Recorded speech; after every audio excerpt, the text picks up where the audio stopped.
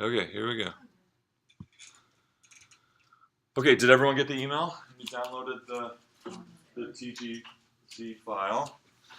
So what you want to do first is, so the general outline of our session is this sheet here, that just is a very bare bones skeletal sheet.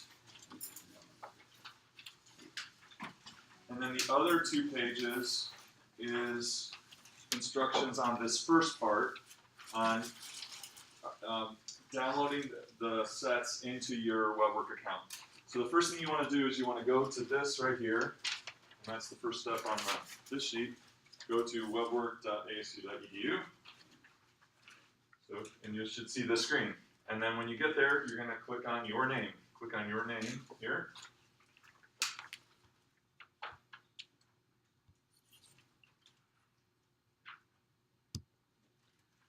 And then if you're not already logged into your, sorry, this should not be there.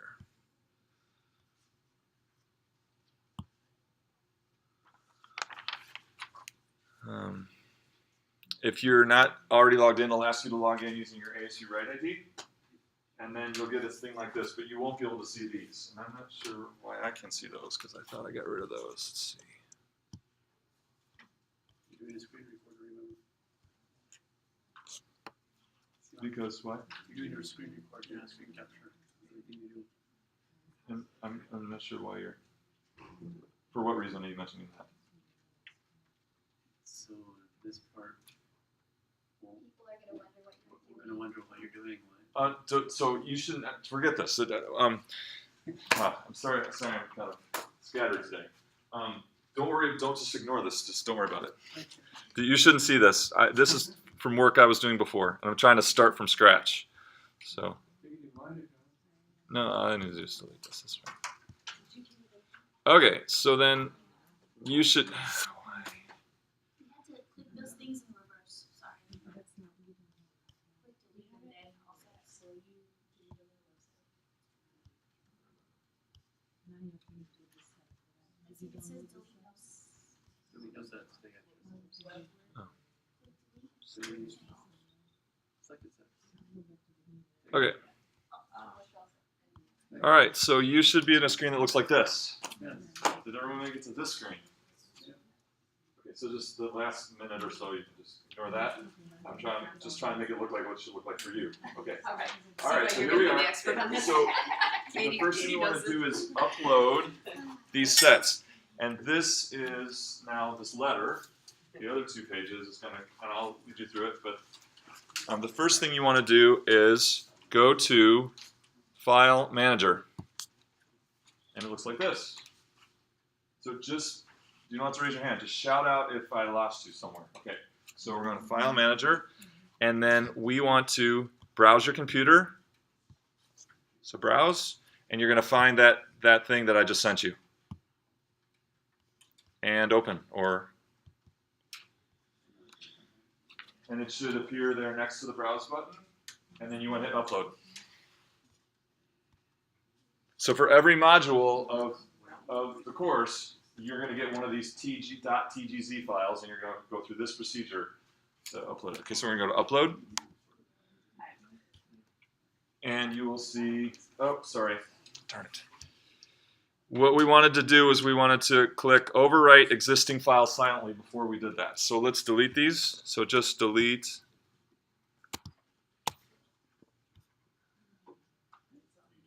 So select those 5 right there, hit delete, and we're going to start over.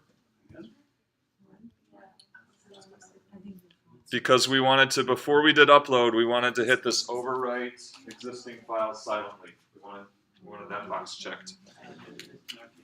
So we're going to start over. Browse. Open. Okay, so now before you hit upload, my mistake, before you hit upload, overwrite existing file silently. That's just for your computer. Ours, it won't matter. Maybe. Okay.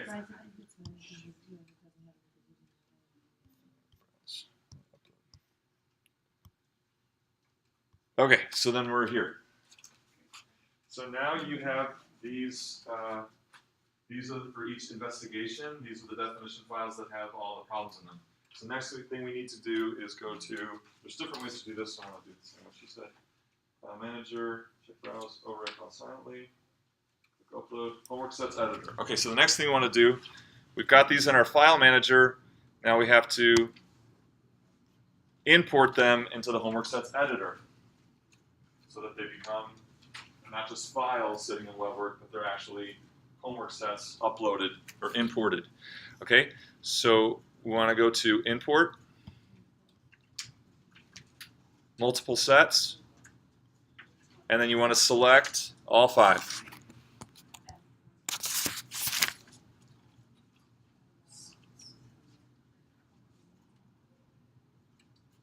And once you have those selected, we're going to import these multiple sets. You want to hit take action.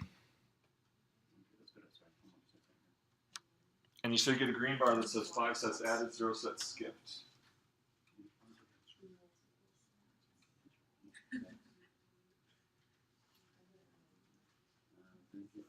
Assign it.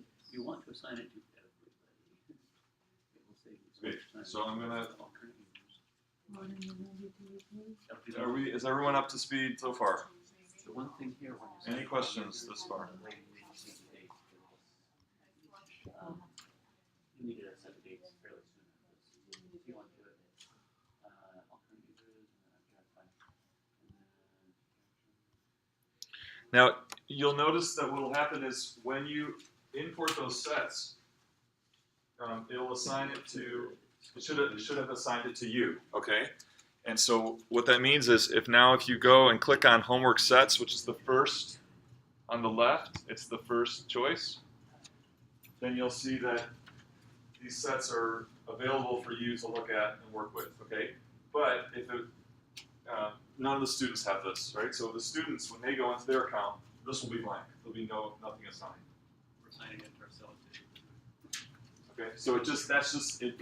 When you import it, it'll either assign it just to the instructor or to everyone, and so just assign it to yourself. Because what you want to do now, before you assign them to students, is you want to look through them, and we're gonna choose how many attempts you're going to give the students. You can maybe delete, change the order. So here's how we do that. So you want to go to the if you go back to the homework sets editor, and so let's just look at investigation 1. If you click on this 19 right here,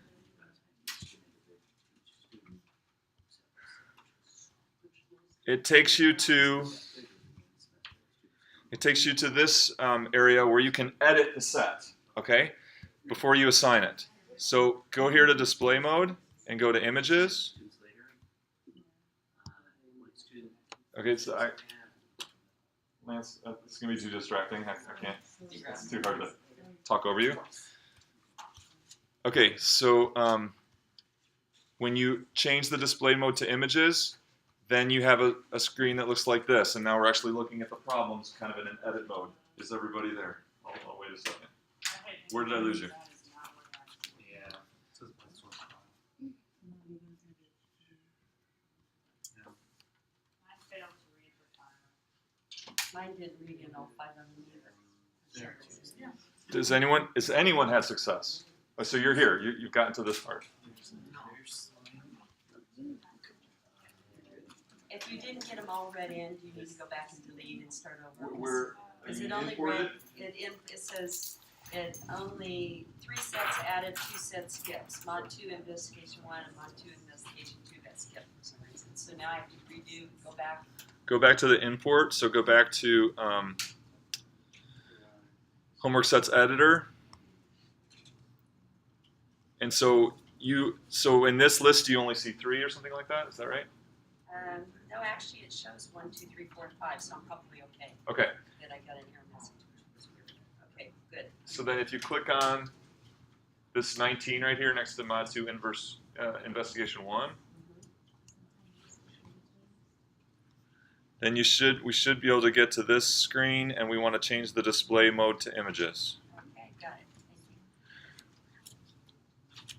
How about now? Is anyone still? Owen, are you good? source file issue. I'm not looking at it. Okay, are you're good? How about this table here? Did it work over here? Did it work for you? Okay, so here's where you can edit the set before you assign it. So some things you can do are you can change the order.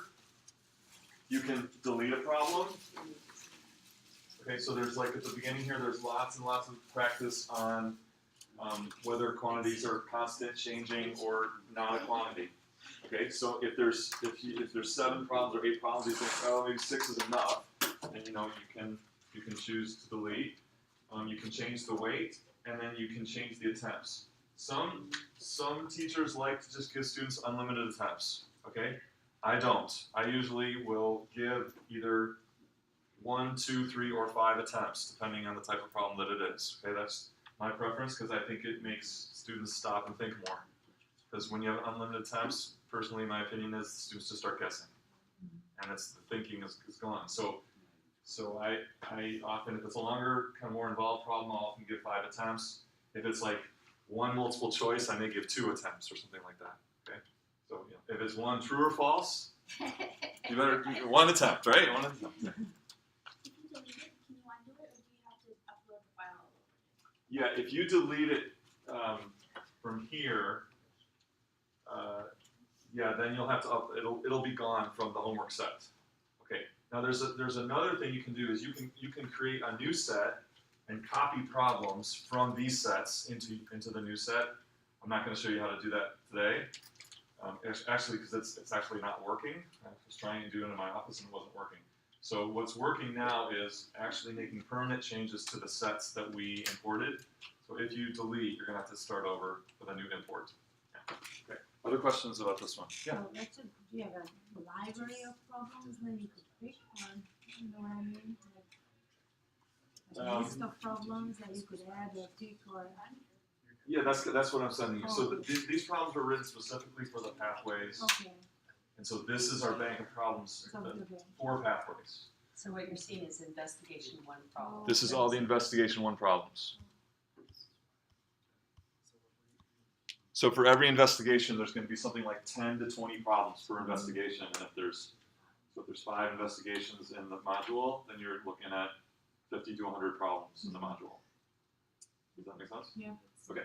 Any other questions about the edit mode? So let's just do that. So let's say, oh, we really want this question to be 4th.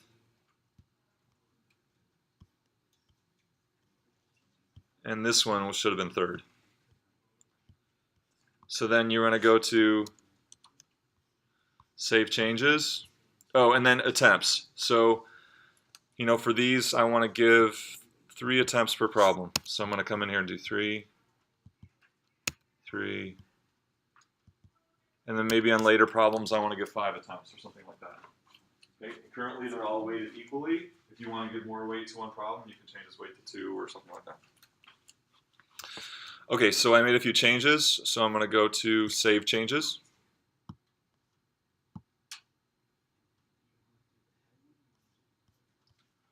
So now it should have changed those. So now this is now number 3, and this is number 4. So it changed the order there for us.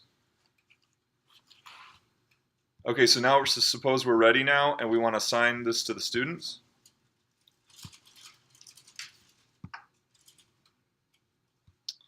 So we're ready to assign investigation 1 to the students. And so where we want to go is, if you go to the homework set editor, again, and what you can do is to assign it to all users is you can just click on this right here, edit assigned users, click right there. And then there's a button comes up at the top, says assign to all current users. It says this actually can take a long time, usually doesn't take a long time. So you can assign.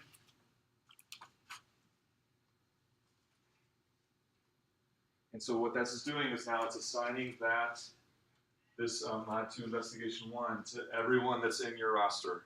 So currently, I don't think there's anyone in your rosters. Because these shells were just created this morning. So in the next day or 2, they were going to import all the names in your section by login name as the ASU Write name into your shell.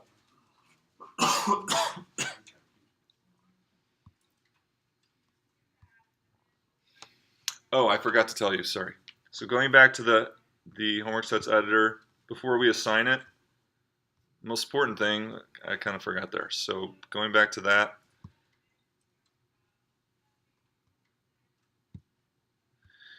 when it's due, so when it's open, when it's due, when the answers are available. So we gotta not only specifying number of attempts, changing the order, deleting problems, but we wanna, so for open, if you want it to open right away, you can just specify any time from now into the past, right? So if you want it open immediately, you know, you can just, I just change it to 2012, okay?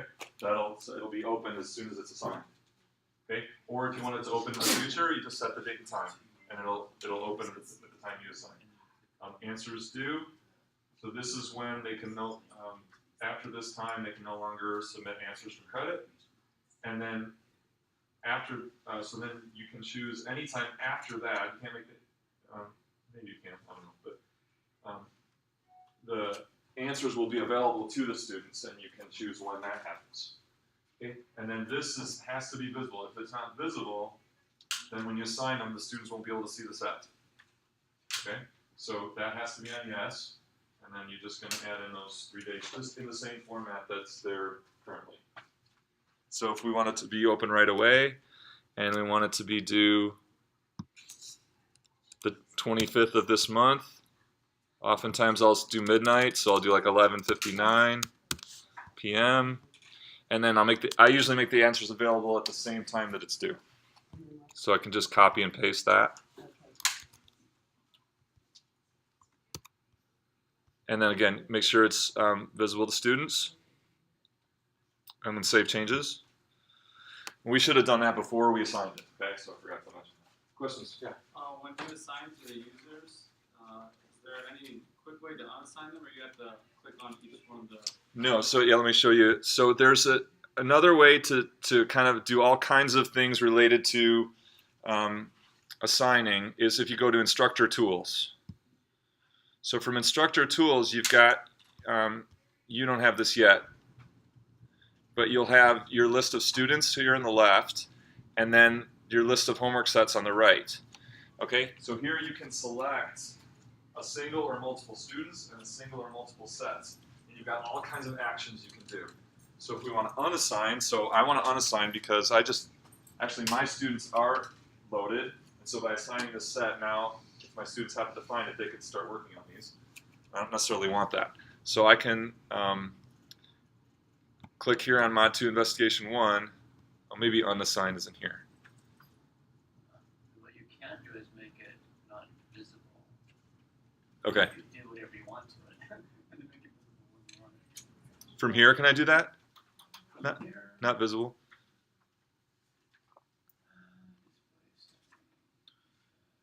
So anyway, this is where you can pick a certain student and give them a later due date. Okay, so you can, for a certain set, you can pick a student and you can edit, view edit just for that one user. Okay, or from here you can assign, like we did at the homework sets editor. You can act as a user that you select over here. Edit set for users, again, that's if you want to change the due date for someone. You got email, transfer course files, I've never used that. But so this is kind of an area where you can select students, select sets, and do different actions. Now you were asking about unassigned. I think unassigned then is also in the homework sets editor. Is that right? So we should be. Are we listed as a student in our section? You should be listed as instructor or professor. On the list. Well, if you're still, because it's just a list of users. So if you're there because you are the user. when you go to list of You should see yourself in the list. Are you in the list? Yeah. Well, it says Carl. My name is Kirk. Uh-oh. So I don't know if that's. That's maybe a mistake. Is it the right? You logged in with your ASU Write ID, right? I don't know about that. The right option name, does it have the right ID? Where's the unassigned? So I found it from inside the homework sets editor and then clicking on the number so I could get into the actual assignment. This one here. Yeah, So the same place where you click to assign in this edit assigned users takes you to a screen where you could, and then you undo the checkboxes. All 180. you had to do them not one by one, do you? Yeah. Unassigned You can from all unassign. users. So there's at the bottom, there's this very, Some scary warning next to it. Yeah. right, you Well, notice because this it's is the very name much of the hidden and trying to be away from your site because it's, if you have a set assigned, So I think what they're saying with that is if any of your users have tried something, then their Yeah, answers that's are right. deleted. yeah, so they're giving you a big warning. Exactly. There was not, yeah, the test only, the problem set is still stays. You can still change your mind and assign it later, right? Yeah, so you can reassign it, but then any work that's been done by the students, if you hit unassign, is gone. Okay. So so allow unassign. I'm gonna go ahead and unassign, and then I'm just gonna assign it to me. Let's see. That's the current users. Let's see. Okay. So I'm gonna go back to this instructor tools arena and just assign it to me. So I select my name, I select that, and I can say assign selected users to selected sets.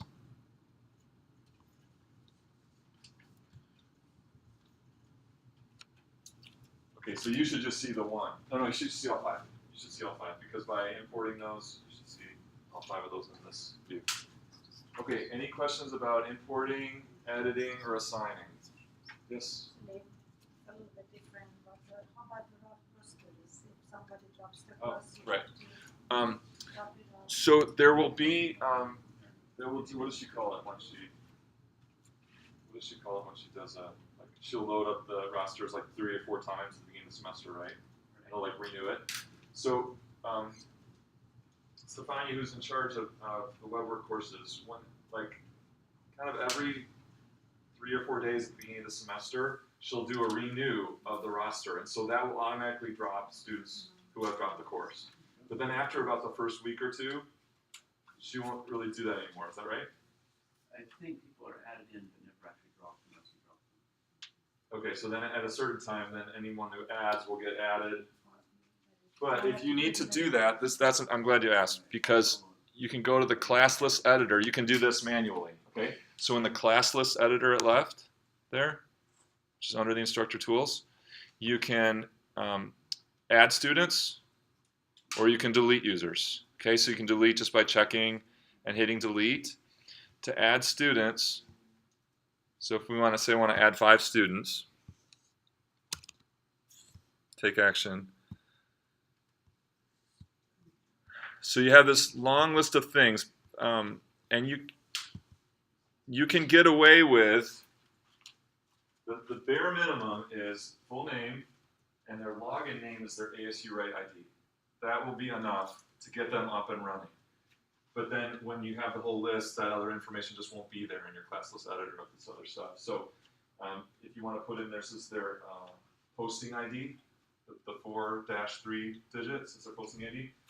Email address, recitation, section. I think section is the SLN, is that right? Yeah, I think that this section is the SLN number of their section. I'm not sure what recitation is, but you can get away with just first and last name and then for the login name. So, Doe, Jenny, login name, J Doe 45. That's the bare necessity. And then if there are sets currently assigned, you can come down here and select. So say I want to get her going on. As I add her into the class, now I'm going to select investigations 1 and 2, and I'm going to add students. And then you should see a confirmation at the top. Is there a downside to just leaving the students on there if we're scared to delete them and accidentally mess something up? Nope. Nope, there's no downside except just a longer list in your classlist editor. The only downside is when you go to download these grades, wherever your actual grade book is, you have to go through manually do it each time and erase the book. Okay, yeah. So does everyone have like Terry Miller and Richard Rudeman and Yeah, so- Stefania, and yeah. is there helping to monitor? Or I think over the semesters, people who have been involved in web work have gotten kind of added to that list, and so they just get included in every course. Okay, cool. Yeah. Just wanted to make sure I wasn't sending them. Yeah, so there will be unnecessary more. assignments. There will be more people than just your students in this list, and then there'll be a set of a list of where are they? Are those like tutors? Practice. So then there's a list of practice, and so this allows students to just go in and work kind of a similar set, and for no credit. Okay, so these are just practice sets. These will all get assigned the same homework problems along with everybody else. They just don't. They're open to anyone to use, and there's no consequences to grades. Okay, and again, so whatever if you're adding a student, whatever you include or don't include then would end up here or not. And the student ID is the posting ID. So that's nice to have that. So in the end, when you're gonna get all the results out, it'll be a spreadsheet. And so if you're adding students, I recommend put the posting ID in there so that in your spreadsheet, that posting ID will be there as well. Okay, any questions on stuff we've done so far? So I just want to, let's just go through some problems, and I'll mention some things that you definitely want to tell your students about actually answering questions. So let's go into that set that we assigned.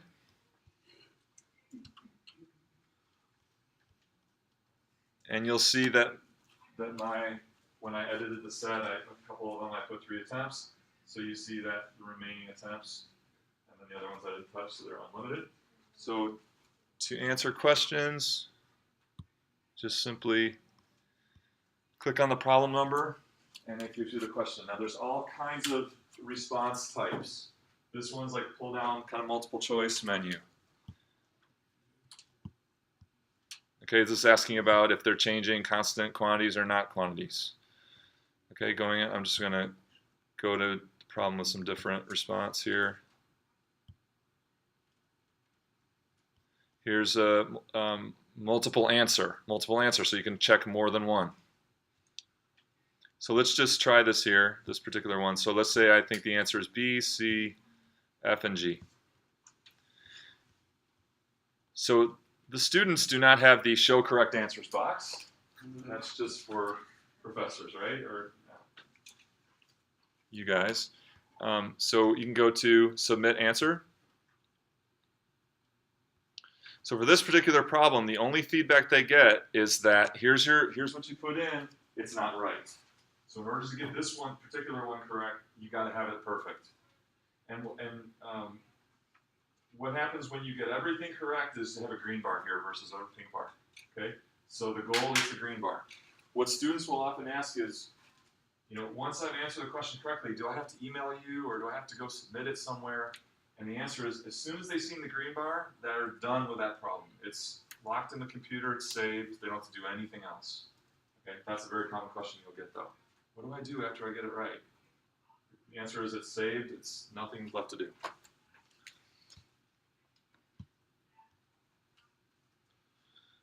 All right, so let's click down to one that's got some free response in it.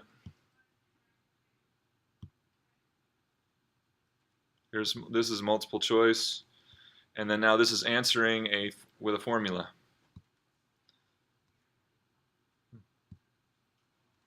I don't know what that is. Oh, this is new. So there's an equation editor, apparently, where you can it gives you some kind of math type to work with. So I guess you can put your answer in here using these, and then once you hit insert, it'll put it in there. It's nice. I've never seen that before.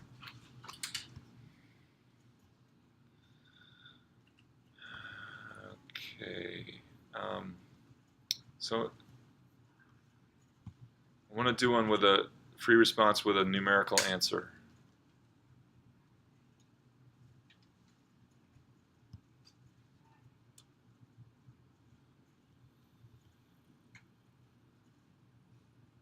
Okay, so here's one. On January 1, 2010, investment was worth 1,000 by the end of the last 40%. What must the investment grow by in 2011 to be worth the initial 1,000 at the end of 2011? Find your answer to the nearest percent. Okay, so of course that is, answer is, if it went down 40%, it had to have gone up 40%, right? Okay, so submit answer. It's incorrect. Okay, so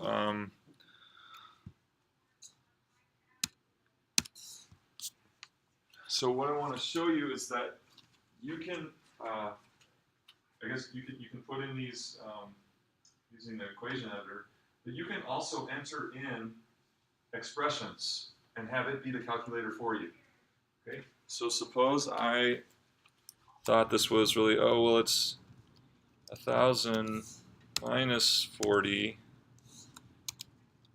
plus 40. So that's a perfectly legitimate answer in WebWork. So I try to remind students of this, encourage them to do this. So when you submit that answer,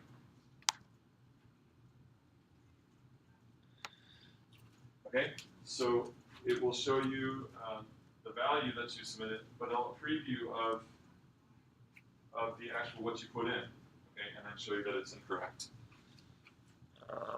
But I wasn't expecting that. I thought it was just going to do the preview.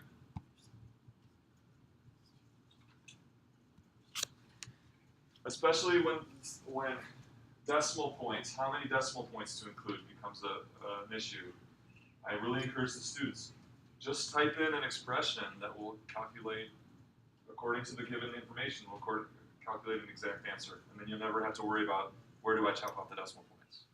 Okay, so you can encourage students that WebWork, they can let WebWork be their calculator. You can put expressions in there.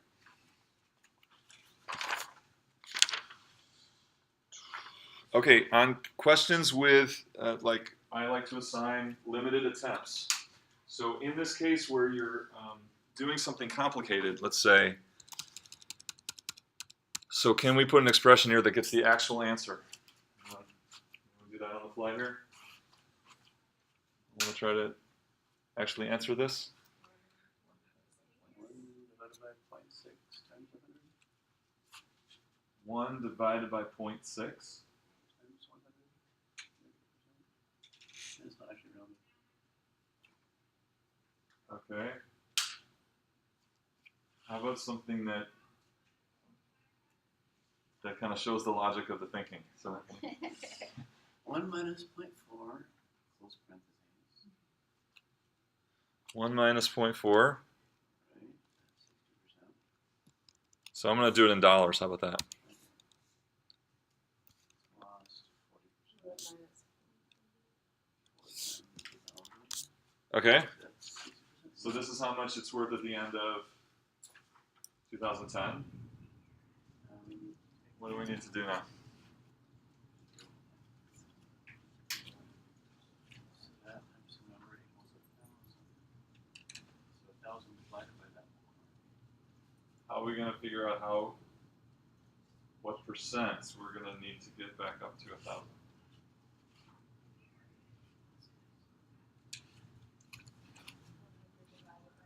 What's that? 400 divided by that? All right, so let's say I'm going to say, okay, 400 divided by that.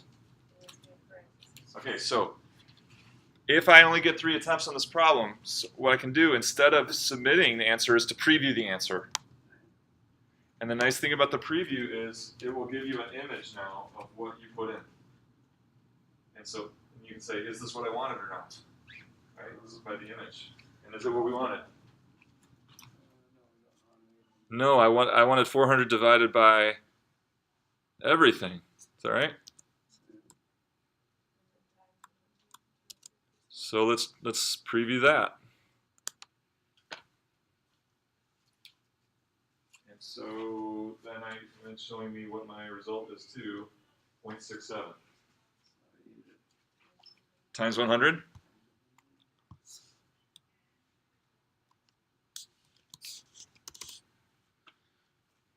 Okay. If it really wants it, Preview. seniors 10, then you- So the beauty of this is if you only have 3 attempts, you can do but you can do this as many times as you want. You can preview as many times as you want without actually using an attempt. Okay, and that's especially helpful when in a problem where there's 5, 6, 7 different questions within the same problem. Does it look like what we want it to look like now? So if we're satisfied, then we can submit. Green bar. Okay, so that's the goal. Green bar, always. That's the goal. And then once you get a green bar, there's nothing else the students need to do. Okay, so I talk about everything here. So I talked about you can enter expressions or values. So you can use the preview to save attempts. Looks like it looks like they're showing you both the final version and the answer preview. So this cursor thing you can ignore, cursor of the preview. In terms of images, oftentimes there will be an image at the beginning of the problem, and oftentimes it will be too small. And if you click on it, you get a pop-out window, and that can be enlarged. This particular one is big enough, but it actually doesn't get. Usually, when you expand that window, the image grows with it on most of them. Okay, but that's a really helpful thing, especially if the problem is long. So then you're working on different questions here down below, and you can still see the image on a different pop-out window. So if the students are struggling because they can't see it, they just forgot to click on it and get a bigger version. For questions like this, where there's lots of different answers, in terms of with having limited attempts, it's recommended answer everything. Don't use an attempt having answered 1/3 or half of the actual questions. Answer them all, and then to their best of their ability, and then submit, and then take a look at the feedback. So check answers is an option only we have. I don't know what that is. Do you know what that is? I never. Do you know what check answers is? Answer Possibly, only checked, not reported. So It tells you if you're right or wrong. Without using a submission. I don't know. I don't know what that is. so I just clicked it and it told me down at the bottom you have attempted this problem 0 times. So it checked my answers, which were all blank. Told me that they were incorrect, but it didn't iterate the attempt number. So it would. Show your previous attempts? That's kind of, because that. So it wouldn't make sense if the students had that. I guess that's just the instructor. Hopefully that's just an instructor option. Yeah, because that would defeat the purpose of having limited attempts, right? Yeah. Okay. Other questions that you're thinking of as we.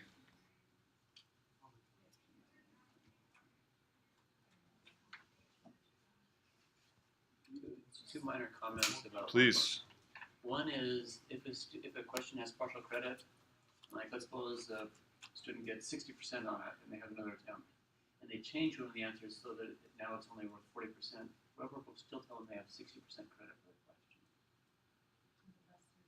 It gives them the best score even if the results change. Sometimes it's like, wait, I'm changing this number and I still have the same percent. That's because it reports the best, and so sometimes I wonder they don't know what to change.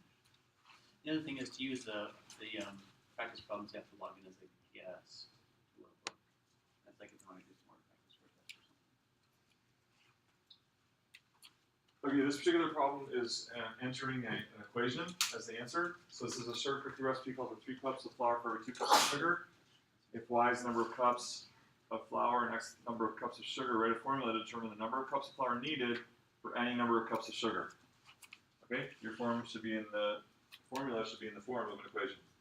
Okay, so I think this is 3/2 x. Okay, so I can preview. Preview only, answer's not recorded, so that's what I answered. Got my answer preview, so I like it, that's what I wanted. Submit answer. And now it's giving me a comment. It says your answer isn't a variable equal to a formula that returns a number. It looks like a formula that returns a number. So it's trying to help me here. What did I do wrong? Yeah, so what I wanted was an equation. So let's preview that. So now I got y equals 3/2 x. I'll submit that. And I guessed right. I didn't even think about it, I just threw something out there. Okay, so I guessed right. So this is, and now, so here if you put x equals 2/3 y, same equation, right? But it should not be correct because it asks for determining number of cups for any number of cups of sugar, and that would be the opposite. So this is the right relationship, but it's not formed the way that the problem had it worded.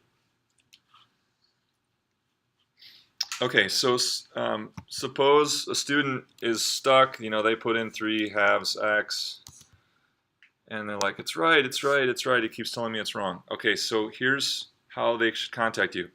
Encourage them to use the email instructor button, because what happens is, so if you hit the email instructor button, you get a place for a little comment. Say,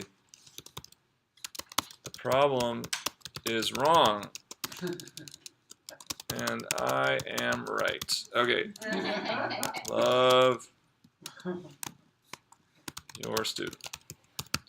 Okay, and so then send the email. And so the nice thing about them using that is, let's see if I get that. Maybe I'll get that. It worked. Okay, so then you'll get this email like this. And here's the beauty of it. It gives you a link right to that problem. Okay, so here's their message to me. The problem is wrong and I'm right. Love your student. And click this link. And so if I click on that link, it'll take me, and you can see all their past attempts. So it'll take you to the page and their most current attempts, and you can hit show past attempts. Here's what we did, right? First 3/2 x, then y is 3/2 x, next is y, and then we landed on 3/2 x in the end. Okay, so encourage the students, because that's really saves a lot of time for you. Just click on that link. You can see all their past attempts, and you can help them the most efficiently.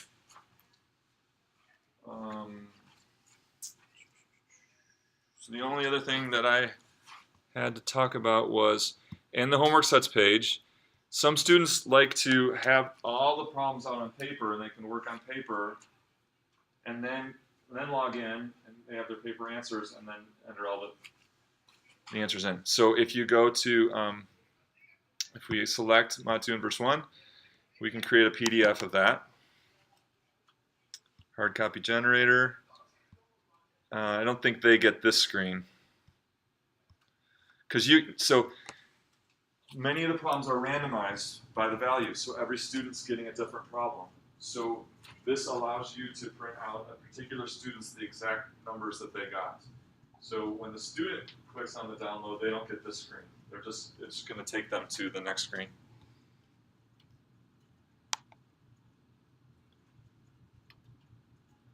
So then you get a PDF version of all the problems. They can print that out, scribble, write on it, work on the hard copy before entering their answers. So I tried to hit on the most basic things. Are there any questions? I'm sure there's things I missed. How do we download the data into the gradebook? And use a gradebook? Do you just use Excel? Okay, so the good question. In terms of at the end, so if you want to go to scoring tools, okay, if you click on, that's one of these on the left menu over here, scoring tools. So if you can choose which sets you want to be included. So I want to include the results for investigation 1 and 3. And then it says score selected sets and save to a CSV file, which is basically an Excel file. Okay, so now here's this file on the screen, and then if you click that link, you can save it.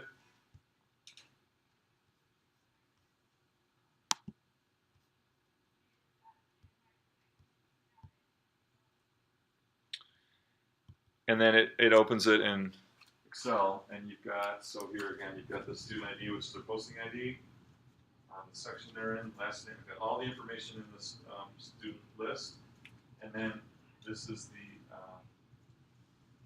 results. So here's, this would be, I selected investigations 1 and 3, results for 1, results for 3, and then this is an overall for those two, and then a percent overall. So the summary would be like total, just total number correct out of the 29 total problems, and then percent. And then that would take, the percent would take into account, I think the totals and the percent would take into account if you adjusted the weighting per problem. So if you made something worth 2 points, then that might be out of 30 now. One of the questions was out of 2. And that will reflect my percent. And so in the end of this semester, when you're compiling your grades, using Blackboard, you're going to download all your grades out of Blackboard, and download all your grades out of WebWork, and then you'll have 2 spreadsheets to resolve, or maybe you have something. No, a comment about grades in Blackboard. Okay. The second a student drops your class, their grades are deleted from Blackboard. Okay. So from last semester, I recommend keeping your grades in Excel, even if they're double in Blackboard. Second, they're So gone, so like every certain, like regularly you would make a new Excel file, or?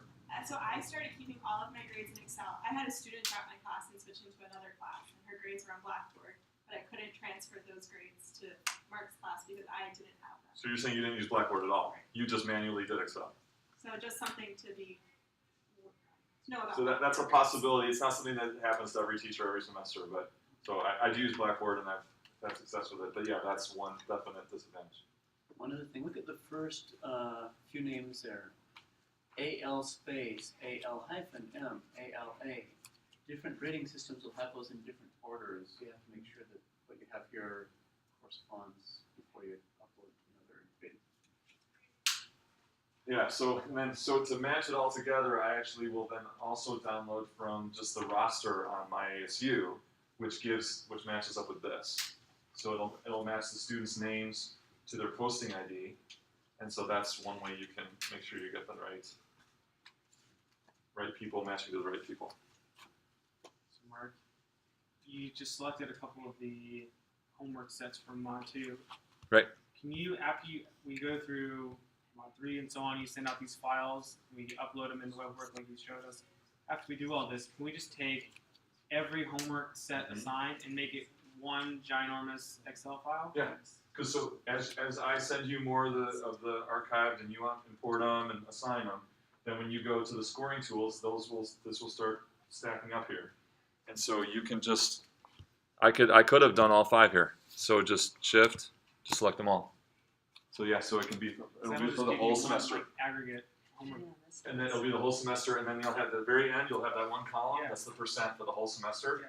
and then you can choose to maybe just adjust that if you want instead of And that's what I do.